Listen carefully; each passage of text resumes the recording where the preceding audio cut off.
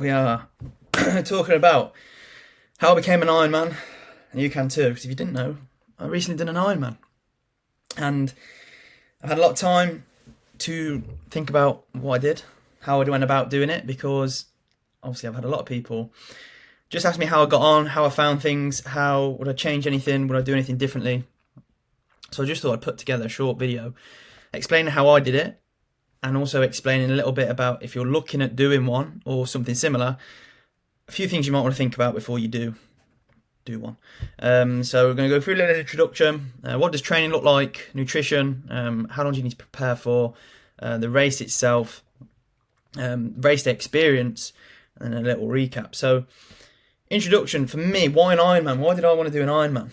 Now, it was, and it still is for me, the creme de la creme of endurance, and obviously a realistic endurance, because I know people do 100-mile runs every day and like run the length of the country 5 times, but for me, and for being realistic, the Ironman was the creme de la creme. That was the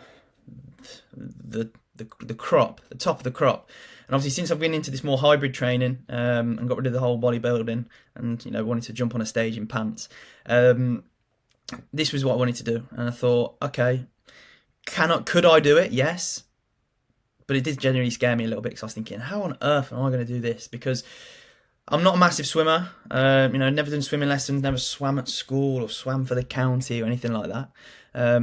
I've been on a bike ride numerous amounts of times. Most time I've been on a bike was in lockdown, and that was an electric bike. But then my running was quite good. Obviously, I did have a strong foundation of running, just because since sort of 2023, sort of May, June time, running had been something I'd sort of done quite a fair amount of and built up. So summer after my photo shoot, and not realising I wasn't bothered on how I looked, I wanted to do something that was really going to challenge me, because I think, looking back on the photo shoot, I didn't really feel like it was hard work. I didn't really feel challenged. Don't get me wrong, the pictures and everything were great, but I didn't really feel as if I'd done that much. So an Ironman, I thought, okay, this is going to be different, and I wanted something that was going to obviously train me both physically and mentally, make me become an animal, and the Ironman gave me that. So if we look at sort of my starting point, just to give a little bit more of a context as to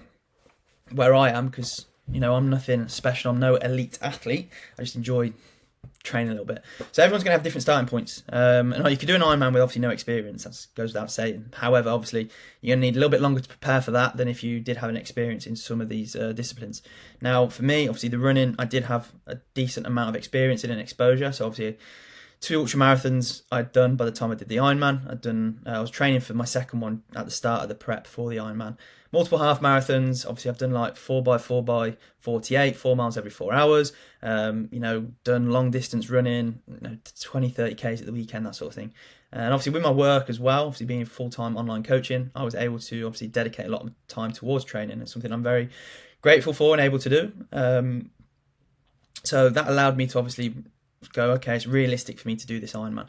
Now, in terms of my body weight, I was quite light, obviously, after my Ironman, so I was in a good position to push things in terms of from an endurance perspective, and go from there. But the main thing I realised from the training for the Ironman when looking at it was just going to be a lot of doing the same thing over and over again. It's going to be very, very repetitive. And as you can see, if you're someone that is looking at doing this, do be ready to be just doing the same thing over and over again. Okay, get comfortable doing the same thing, and that's pretty much it. So that was mainly my starting point. Fairly stubborn, wanting to do things that most people don't do, especially at 24. Like, I don't really know many other people that are doing Ironman at 24. Normally probably on the piss, hungover on the weekend and whatever else. So that was a little bit about my starting point. Now for the plan, I've alluded to this many times, and whatever else, everyone is going to be slightly different in terms of their plan and what they need during, on their current fitness levels, any injuries, what responsibilities, what's their work schedule, how much can they commit. It's all going to be different person to person. Now for an Ironman itself, like anywhere from 6 to 24 months is probably the amount of time that people will need. 6 months if you're very high foundation and you've probably done Olympic distance triathlons. 24 months if you're a complete newbie. And like I say, I think those that are probably complete new to this whole thing, I would maybe aim for an Olympic distance triathlon first, and then look to take on an Ironman. Okay, just to make sure that you're not giving yourself too much to do. Now, obviously, for myself, I had a decent foundation. Obviously, been training for years, played sport at a young age, doing a lot of running. Time on my hands in terms of I was able to, if needed, train twice a day, every day. So I gave myself 8 months of training. Out of those 8 months, 5 months of those were a lot more specific to the Ironman, which I'll go on to, obviously, in a later slide when we cover the Ironman training block. So at the start, like, I knew swimming was something I hadn't really done a lot of. It was something I needed to improve on, and it was the most technical out of them all. Riding a bike, it's just pedaling, obviously a bit more to it, and running one foot in front of the other, and it was something I was doing quite consistently. Whereas at swimming, you stroke, you're breathing underwater, there's a lot more technique, and then obviously move into an outdoors, which is a completely different ball game. It's something I really needed to take into consideration. So to begin with, just 3 swims I did a week, just 20 lengths, just to start off with, nice and easy, and I just built it up from there. And now, one thing I learned, I'm quite fortunate, swimming is maybe in a different life, I should have been a swimmer, because it's hard to see, but I've got very long arms, which obviously makes for a very good swimmer and able to generate that force and power. And obviously, from a strength perspective, a lot of swimming is going to come through your lats, and through training in the gym and my muscle connection, I've been able to build up a decent amount of strength there. So I was able to pick up the swimming quite well, and that was obviously helped me a lot. It was just a case of getting in the breathing and everything else that the swim was already doing. Now, I was already running quite a lot because I had an ultra marathon. I started the training block in February with the Ironman in October, and I had an ultra marathon in May, which was in Finland. So the running was sort of taking care of itself. I then just put in 2 bike sessions a week, both indoors, just to get a bit of time. Used to being on the saddle, and go from there. So that was where we started. But you can see here, and what I would recommend to most people is start on your weaknesses, and 9 times out of 10 that is going to be swimming. So just get in the pool, even if it's just doing a few lengths, build it up over a period of time. You can always, again, get swimming lessons if you really want to, but just make sure to get some volume, build it over time, and then you'll feel a lot more sort of second nature. How to go about training for your Ironman. So this is sort of laying the foundations. So obviously the training is the most important element of training for an Ironman, clearly. Obviously, as I say, it goes without saying. And one thing you want to be doing is not starting off, not rushing or setting yourself up to fail. If you're quite new to this style of training and then all of a sudden you're doing, 12 sessions a week, that's probably too much. You need to build up over time. That's why you want to give yourself a long period of time until the race, but start off with the basics, find out what your strengths are, what you might need to improve on, and then obviously develop it from there. And make sure that, obviously, like you say, your plan is aligned with your strengths and weaknesses, and it's something that you can look to obviously increase over the duration of your prep. Now, for me, like I said, I knew swimming was not a weakness, but it was something I didn't have that much of an idea about, and I knew that I needed to also get out on the bike as well, because running was fine, never an issue, never really worried.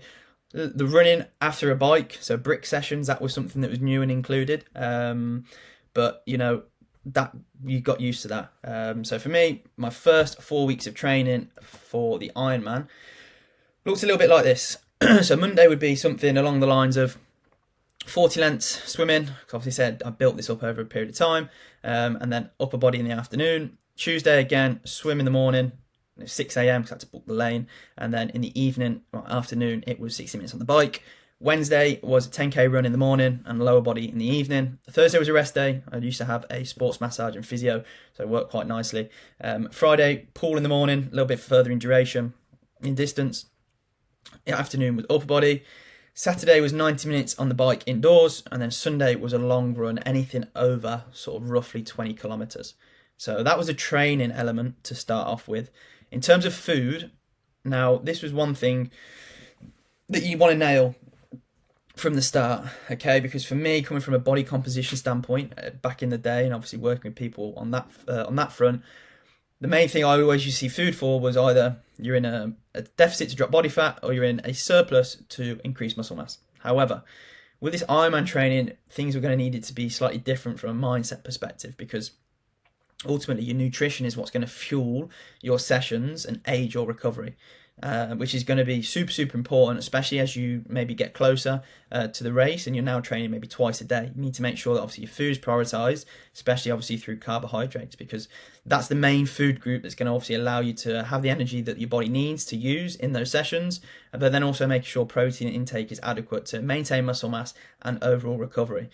Because normally if you notice a drop off in energy or training performance, my first port of call would always be looking at, did I eat the right amount of food? Did I eat the correct different types of food as well? So that's something I definitely looked into along with hydration. So hydration wise, I'd be looking in 2-3 litres of water per day, electrolytes, salts with each meal, and all that good stuff. So food is fuel basically. Bless me, there's a sneeze. Now, eating your calories back, this was something that I was doing towards where basically my sessions were at their longest. And what I typically do and recommend to people I work with now is opt to consume 80 to 90% back of calories that you burn from the exercise. So if I did a run and I burnt 1,000 calories, I'd look to eat 800 to 900 of those back on top of my maintenance amount of calories I was already consuming. So that was an additional one. So one thing it did allow, if I had an extra 800 to 900 calories, typically those sessions at the weekend, I could go out for a meal, enjoy myself, and not worry too much, obviously, from a calorie perspective. Because the main thing was eating those calories back was to allow me to make sure recovery was prioritised and I wasn't in too much of a negative energy balance that could impact recovery and performance. In terms of supplementation as well, I was taking on gels, electrolytes, carbohydrate drinks throughout my longer sessions, so on the bike or running, and I would aim to consume 60 to 70 grams per hour when training longer than 60 minutes itself. So the gels I was using were SIS beta, which was about 40 grams of carbohydrates per gel, and then I used Tailwind as a carbohydrate drink, which was 75 grams of carbohydrates per serving. My electrolytes I use from Pure Sport. So supplementation, super key, especially when it comes to race day, because you want to get your body used to consuming supplements that it will use on the race, so it knows how to react. Because if you're using gels you've never used before on the race, and all of a sudden your stomach is a little bit upset, you're in a world of trouble. So make sure to use the supplements you would normally use in your training, so when it comes to the race day, you're good to go. Changing my training as I got closer to the race. So obviously, it goes without saying, my training for the first 4 weeks did not look like that towards the end. Okay, that is fairly obvious, because if my training did, something was not right. And 4 months out from my Ironman, I hired myself a coach. So although I'm a coach myself, when it came to Ironman training, I was a virgin. Not just in Ironman training, but yeah, I didn't know that much. I was obviously very inexperienced, and I wanted to make sure if I was going to do an Ironman, I'm going in there well prepared, and also to learn from someone as well who's been there, done it, and crossed the line and helped many others. Which he had done. Marcus had done multiple Ironman himself, walked the walk, had helped other people, so it was a no-brainer. But with this, I liked the fact it was another pair of eyes. And he was obviously able to be a little bit more specific with my sessions. So one thing we prioritised was a lot more rest. We did drop a gym session, which being a ex-gym goer, the bodybuilding-esque, 2 gym sessions a week, I'm thinking, oh my God, I'm going to lose all my gains. But it wasn't the case. That drop off in gym sessions allowed me to obviously have a bit more recovery. So a typical day 4 months out of such would be sort of like a 1,600 metre swim, like broken up into intervals in the morning, and then maybe something like a 10-mile easy run in the afternoon. Tuesday would be sort of a bike in the morning on intervals, and then a gym session in the afternoon. Wednesday would be a 10-kilometre threshold run, so it'd be like a warm-up, certain distances at a certain pace, a lot quicker, a little bit of a rest, repeat, and a cool down. Thursday would be a complete rest day to allow the body to recover, feel good. Friday would be sort of 3-kilometre easy swim. Afternoon would be full body 2. Saturday would be a brick session. So here it was around about 2 hours right into a 5k run. Towards the end, it was a 4 or 5 hour bike ride into a 10k run. And then the long run on a Sunday was 20 kilometres plus. But again, towards the end, that peaked at 32 kilometres. Was my longest run on this whole Ironman prep, which was a long time. So obviously by this point I built strong foundations, and it was more about developing my weaknesses, but also playing to my strengths. So for me, I was able to identify, and same again with my coach, that swimming and running I was pretty solid with. Like volume of running was spot on, but it was the bike that I needed to obviously improve on the most, as it's something I've been neglecting training myself and just obviously in the years gone by. So being on an indoor bike is a lot different to being out on the road. So I needed to get out on the road, get used to being on the saddle, outside, and using all those protocols with supplementation. So that was what I mainly focused on. And like I said, we went down to 2 gym sessions a week, keep things ticking over, maintain strength, prevent injuries. And it was just a case of ticking the boxes each and every week. Obviously, naturally, as things got close to the race, volume and intensity also increased. Now, one thing I did do before, which I'm very glad I did, was I did a couple of races before. So I did the ultramarathon the end of May, which wasn't really to do with the Ironman.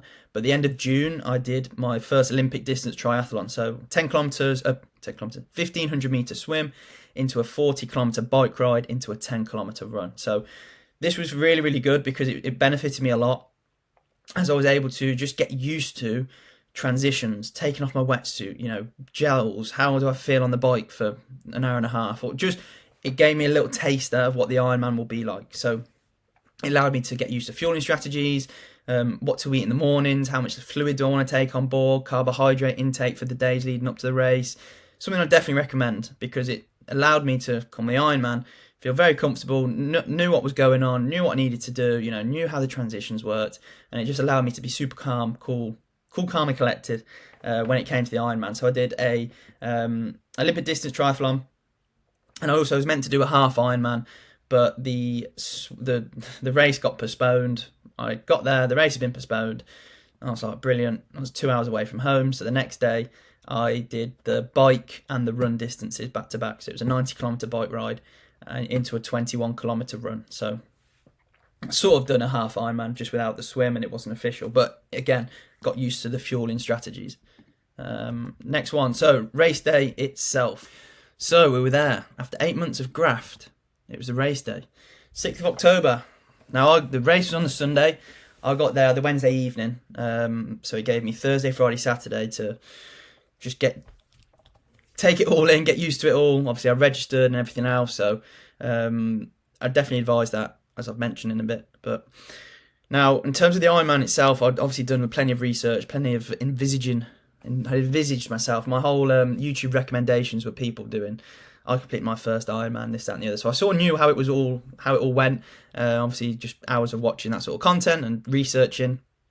And when I got there, it was just a case of, okay, sweet, I'm here now, done all the hard work. Like, I went with my mum and my granddad, and I think my mum was more nervous for it all than me. Like, oh, where do you do your checking in? Or where do you register? Jack, what about this? Jack, what about that? I was like, Mum, chill.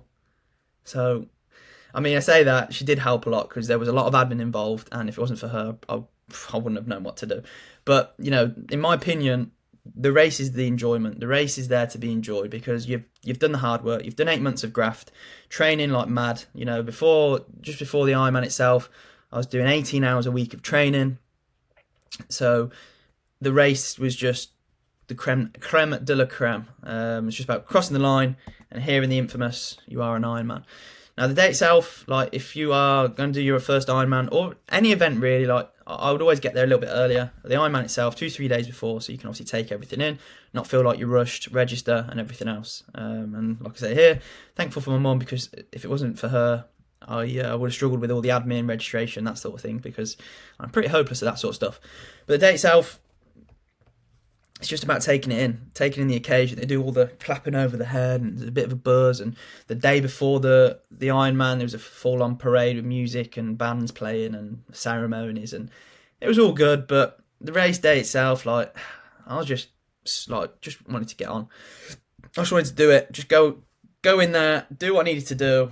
Not really too nervous in the morning, and just crack on. So as you can see here, I would say, going into the race, I was pretty cool and calm, and I think that's very important. I was calm because I knew I'd put the work in, and I'd say this to anyone, like, make sure you graft, because those sessions that you've missed in your training block for whatever reason, they're going to come and bite you back on race day. Now, I can say I missed no training sessions other than a couple on peak week, which was 2 weeks before the race, because I'd picked up something when I was living in Spain, and I literally couldn't move out of my bed.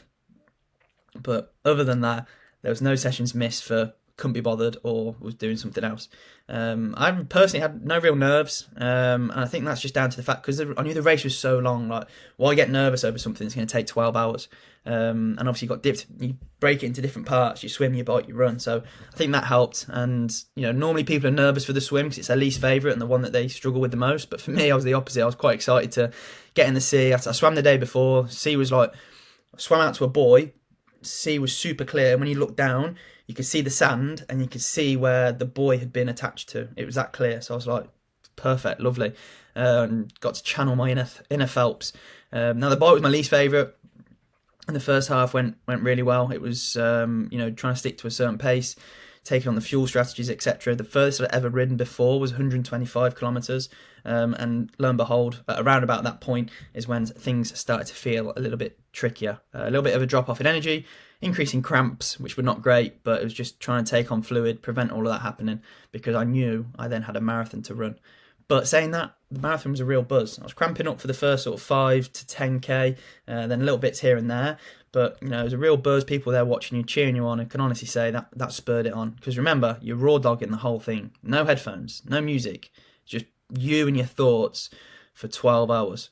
So when you do the run and you're running through like the towns and the streets, people are there shouting, cheering you on. It did definitely help. And like I said, before I knew it, people go, oh, well, you're clock watching, you're looking down at your clock to see how long you went. Not really, to be fair. It was 3 laps, just taking it all in. And before you knew it, I was on the 3rd lap. So, okay, right, still 14k to go, but it's the last lap, which psychologically I was like, okay, I'm nearly there. And before you knew it, I was. Crossed the line, and 8 months of graft was all over. That was the Ironman experience. Now, I've had to recap it all.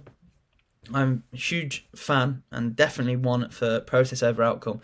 And I always remember when I was working at a gym in Nottingham, one of the other PTs had done a photo shoot, which no doubt he got into fantastic shape for, but he never actually showed his photo shoot pictures, not because he wasn't proud of how he looked, but it was because he said for him it was the process over the outcome. It was the 16 weeks of dieting, training, cardio and everything else, rather than just the photo shoot itself. And I just thought, it's a bit strange, like, do all that graft and you're not even going to show it off. But since doing a photo shoot myself and now this, I completely agree. Like, the process over the outcome is what you learn in those months of training and sacrifice and everything else is true, and about yourself is the most important thing. The race is just the icing on the cake, because the preparation of the 8 months is where you do the most learning and growing. And for me, the prep itself, I felt the strongest. Like, I felt throughout that whole Ironman and throughout the whole few months of training, especially towards the end, just pretty invincible, to be fair. Sunday morning 30-kilometre run in Marbella, sound, no bother. Like, it got to that point, and that did actually happen. But it was a case of 100-kilometre bike ride on a Saturday, Sunday go running around where I was living in the pissing down rain, 25k, bosh, no problem, I'll get it done. And that's what I enjoyed the most. That was for me, was the main win, what I liked seeing. Crossing the line was great, but it was a case of crossing the line and thinking, is that it? Like, okay, well, I've done it, got my medal. Like, that was literally how I felt, but I can look back and it's something to tick off, and it's something I'd definitely recommend, because it was one hell of an experience. I'd recommend it to everyone and anyone, and even for those of you that are still listening to this and watching, even if you think it's super, super far away, have that as your main goal, reverse engineer it. We're in October now, November. Look to train towards an Olympic distance triathlon in April time next year, March, April. Gives you loads of time. You get there, you do that, perfect. You've got a great foundation. You can then build and build and build. And maybe this time in a year's time, this time next year, you could do your own Ironman itself. And it's something I'd truly, truly recommend, because what you learn along the way of the training is unbelievable. We are capable of more than we think. But that's it. That is the recap for the video, and how you can become an Ironman yourself. So hopefully that gave you a little bit more of an insight into everything. Do feel free to speed me up, because I know I have waffled on a little bit, but hopefully that can be helpful. And I look forward to answering any questions anyone may have.